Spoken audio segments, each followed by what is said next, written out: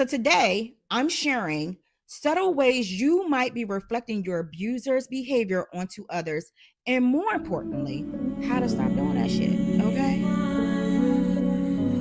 I keep trying for you. I gave you all the love I got. I gave you more than I could give. Hey guys, so in the last video I did, I spoke about how we struggle as a society to show up for victims who aren't likable. The mean girls, the girls who have explosive energy, the girls who are very emotional, very messy, very loud, very aggressive, right? It doesn't make them exempt from being victims. Do I support their behavior? No, but I understand some of that behavior could be rooted in survival and them mimicking their abuser's behavior. So I address you guys, the ones who aren't victims, the ones who aren't survivors. And now I'm coming for the victims and survivors because, baby, we cannot be out here mimicking that behavior. So let's get into it. Healing from an abusive relationship is a journey. It is not an overnight thing, you guys. Like, you really be having to put the work in. And I'm going to tell you, even me years later and having done some of the work, I still struggle with some aspects of it. I'll probably point some out in this. I'll let you know which ones that I don't struggle with and which ones that I'm still struggling with. Okay. But one of the hardest truths to face is that sometimes, without even realizing it, we start to mimic the behaviors that hurt us. I know it's a tough pill to swallow, but awareness is the first step to breaking this cycle. So today I'm sharing subtle ways you might be reflecting your abuser's behavior onto others, and more importantly, how to stop doing that shit. Okay. So, number one, you shut people down when they express their feelings. Think back. Was your abuser dismissive when you tried to express your feelings? Did they make you feel like your emotions were too much? If you find yourself doing the same thing, whether it's brushing a friend's feelings off or shutting down uncomfortable conversations, it could be a learned defense mechanism. Healing means learning to hold space for others the way you wish someone would have held space for you. The next one is struggling with control in relationships. Abusers control out of insecurity. And sometimes, after being controlled, we start seeking control too, just in different ways. Maybe you feel the urge to micromanage people's actions, or maybe you react strongly when things don't go your way. This is a sign that past wounds are still running the show. You got to cut that shit out. It's your life is about you, sis, indeed. But that's just your life. That's not nobody else's. Everybody else ain't got to be on board with what's in best favor of you. Understand that. People are going to do what's in best favor of them. And sometimes that ain't what's in best favor of you. And you got to eat it. You got to eat it and respect it. The next one is use silence as a weapon. Now, y'all, I have mixed feelings about this, right? Because I told y'all in one video, I am no contact queen. The moment I feel my boundaries are disrespected, the moment I start to feel like this is in a safe space, I will remove myself and without explanation. Okay. So there's a time and place for silence, if you know what I mean. But let's get into this. Silent treatment is a classic emotional manipulation tactic. There is a difference between using silence as punishment and using silence as protection. If you've been on the receiving end, you know how painful it is. But if you catch yourself shutting down and withdrawing communication to punish someone, it's time you ask yourself, is this truly setting a boundary, or am I mimicking the emotional withholding I experience? Next up is you minimize other people's pain. If you had an abuser who constantly downplayed your feelings, you might be unknowingly doing the same thing. You might not mean to hurt them, but if someone confides in you and you find yourself dismissing their pain, it's time to check in with your own emotion. You might not mean to hurt them, but if you find that when someone confides in you, you're dismissing their pain, It's time to check in with your own emotional walls, y'all. Now, I found myself doing this a little bit, y'all, but not necessarily in a manner where I was trying to dismiss their pain.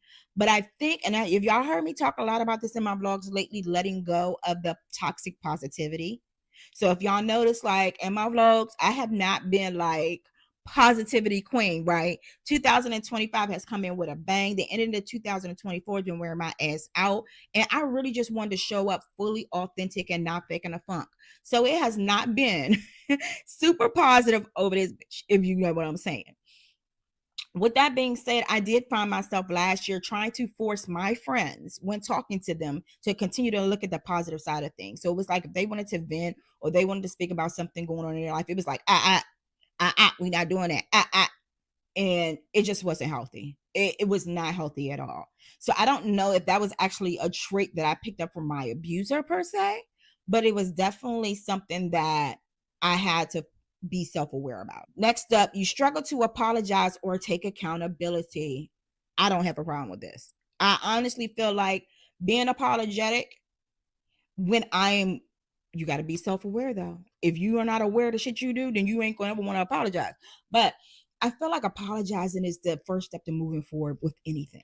If you feel terrible about anything you've done to somebody, apologize so you can move forward. Don't sit stuck in that space. I don't like sitting stuck in like spaces, negative spaces, if you know what I mean. So let's get into that. Abusers never apologize, right?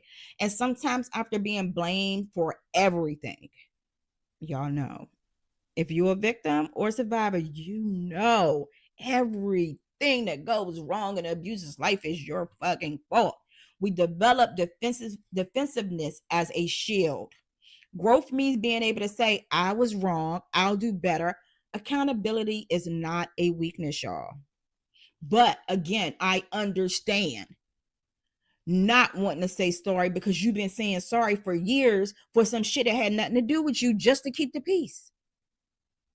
Pay attention to that. Pay attention if you struggle now, Santa, saying sorry or apologizing when you're wrong or lacking the ability to take accountability. Next up, you expect people to read your mind. Were you with someone who made you guess how they felt? Who punished you for not magically knowing what they needed? If you catch yourself doing the same thing, expecting people to just get it without clear communication, it might be a lingering trauma response. The antidote: speak your needs, ask for clarity. Healthy love thrives off transparency. Last but not least, you project your past pain onto new relationships. Listen, it makes sense. When you've been hurt, your mind looks for patterns to keep you safe. But everyone is not your past. But everyone is not your past abuser. Not everyone is out to harm you. Recognizing when your trauma is speaking instead of your intuition is a key part of healing. Also, y'all, I'm going to go into another video about a little later about forgiveness. Self-forgiveness is the first step to building self-trust. Self-trust is needed to get past you projecting your pain onto new relationships. Hear me out. At some point in time, you have to learn and trust that you can choose better. People don't really factor in or consider the fear that a domestic violence victim has after they leave that relationship. The fear that I'm going to get into it again. The amount of work that it takes to rebuild that trust that I can trust myself to make a good decision. You get what I'm saying? So, again, recognize if it's your trauma speaking or if it's your intuition. Build that self-trust so that that becomes easier for you. Okay, so this video wasn't about shame. I just really want to help the girls who has experienced DV, abuse, toxic relationships to kind of take a moment of self-awareness and recognize what traits in themselves they may be portraying. Because if you continue to move in that way, it is self-betrayal. If this wasn't who you was before, then your abuser is doing exactly what they wanted to do. and cause you to not recognize yourself. This is about awareness, growth, and breaking a cycle. Healing is messy, but you're doomed to repeat the past if you don't go through it. You have the power to change, to unlearn, and to become the person you were meant to always be. Bitch, become her. Become her. Okay? Let me know in the comments which one of these resonated with you most. And if you found this video helpful, don't forget to like, subscribe, and hit that notification bell for more healing content. Until next time, love yourself, protect your energy, and deal with life's bullshit with grace and gratitude, sis. I gave you all the love I got. I gave you more than